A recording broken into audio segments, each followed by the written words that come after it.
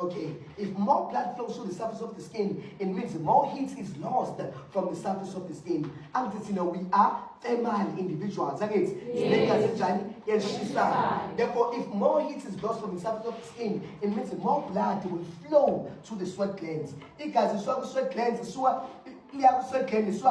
the blood vessels. Liana, do you understand? Yes. So from the blood vessels, Liana. Therefore, more blood flows through the sweat glands. And the sweat glands, they behave like a kid.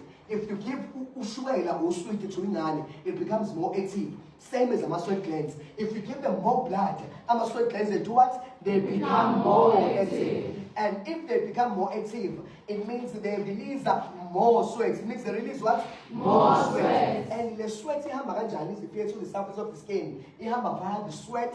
You have the sweat. You have the sweat ducts. When you have the sweat ducts, here to the surface of the skin. Then you continue. Sweat will travel via the sweat ducts. This here, the sweat ducts. This here to the surface of the skin. When you run to the surface of the skin, more sweat is lost from the surface of the skin. Now, if more sweat is lost, what about evaporation of sweat? More evaporation of sweat from the skin. You understand? Yes. How do we differentiate between the skin on a hot day and the skin on a cold day? We examine. The key lies within your blood vessels. Now we are all they are thick.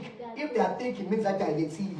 Now we are all they are what? They are thin. Uma thin, it means that they Are are constricted. best we are failed.